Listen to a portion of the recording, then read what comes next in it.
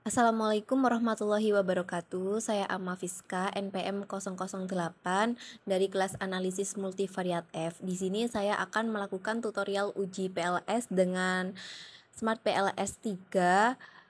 Pertama-tama kita buka aplikasi Smart PLS-nya. Lalu kita klik New Project untuk membuat project baru. Jadi kita klik New Project. Selanjutnya kita beri nama project yang akan dikerjakan. Jika sudah, kita klik OK. Lalu kita klik double klik untuk menginput data yang akan diuji. Nah, saya sudah mempunyai data yang akan diuji. Untuk filenya jangan lupa filenya CSV atau teks. Selanjutnya kita buat model penelitiannya, yaitu kerangka teorinya. Kita klik indikatornya X1, yaitu X1 C1 sampai 10, kita pindahkan ke kanan. Lalu untuk X2 juga seperti itu, kita pindahkan ke kanan.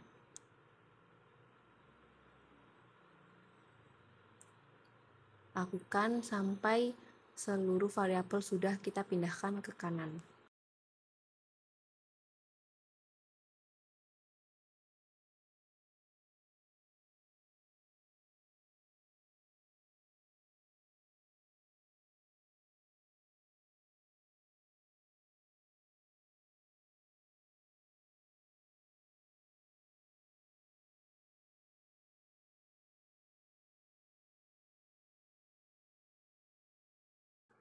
Nah, jika seluruh indikator sudah dipindahkan ke sebelah kanan, selanjutnya kita beri nama tiap variabelnya, yaitu yang pertama variabel citra merek, kita beri nama citra merek dan kita beri keterangan X1 sebagai X1. Nah, beri nama juga dengan klik kanan, rename, dan untuk variabel kedua yaitu word of mouth, yaitu sebagai X2. Beri nama ke variabel-variabel selanjutnya.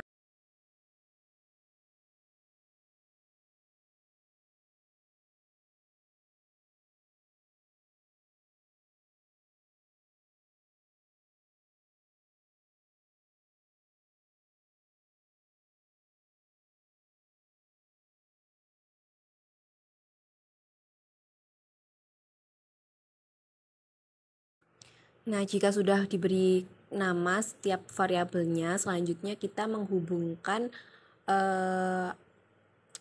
hubungan variabelnya, yaitu seperti contoh variabel citra merek ke kepercayaan merek, word of mouth ke kepercayaan merek, dan selanjutnya sesuai dengan penelitian hipotesis kita.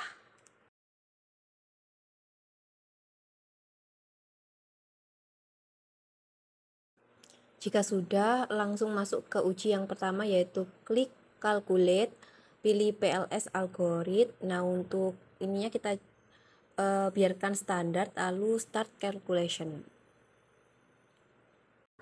Selanjutnya kita masuk di uji analisis outer model. Yang pertama untuk mengecek nilai convergent validity, yaitu dengan melihat nilai loading factor dinyatakan valid apabila nilai loading factornya lebih besar dari 0,7.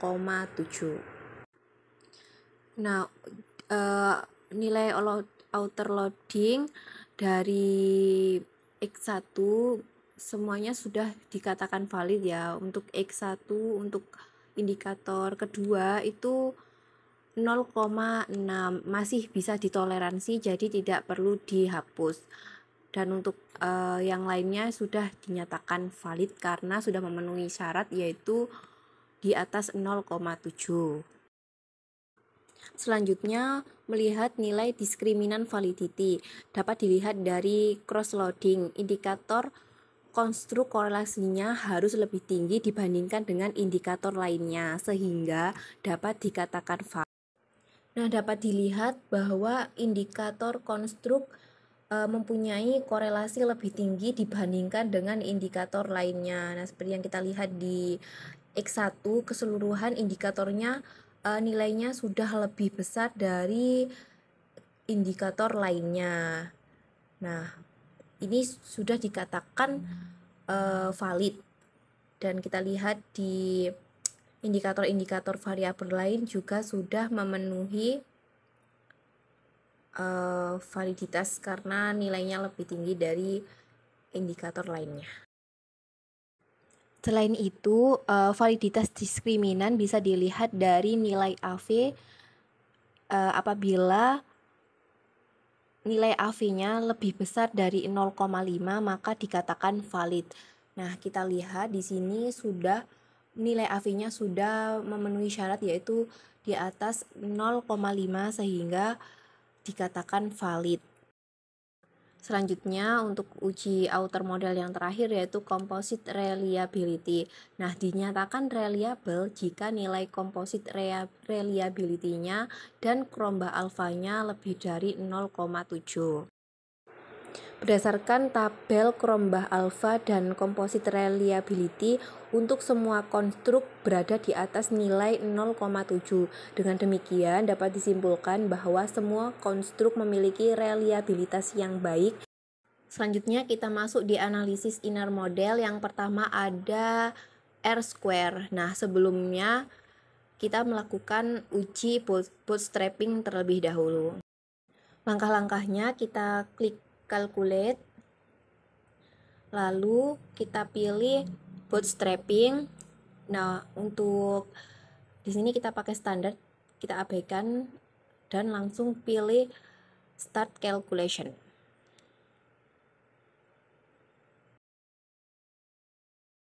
Nah, untuk nilai R-square bisa kita lihat di R adjust square. Nah, di sini untuk variabel kepercayaan merek nilainya 0,728 yang artinya pengaruh citra merek dan WOM sebesar 72,8% terhadap kepercayaan merek, sedangkan sisanya yaitu dipengaruhi oleh variabel lain yang tidak diteliti.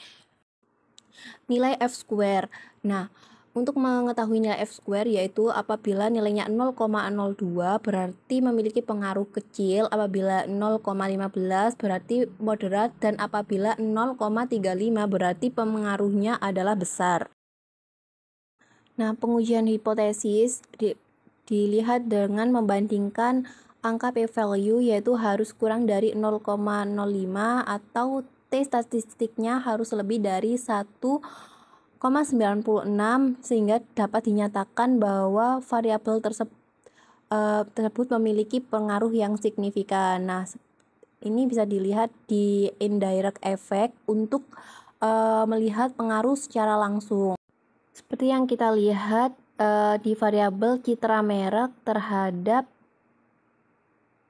kepercayaan merek, di mana nilai T value-nya adalah 0,476, di mana lebih dari 1,96 dan P value-nya 0,00 yang artinya kurang dari 0,05 sehingga citra merek dinyatakan berpengaruh terhadap kepercayaan merek. Begitupun selanjutnya untuk variabel-variabel yang lain bisa dilihat dari nilai T value dan T statistiknya. Nah, sedangkan untuk melihat pengaruh secara tidak langsung yaitu melalui variabel intervening bisa dilihat di specific indirect effect. Untuk persyaratannya juga sama, dilihat dari nilai P value dan T statistik. Sekian yang bisa saya sampaikan, kurang lebihnya mohon maaf. Terima kasih.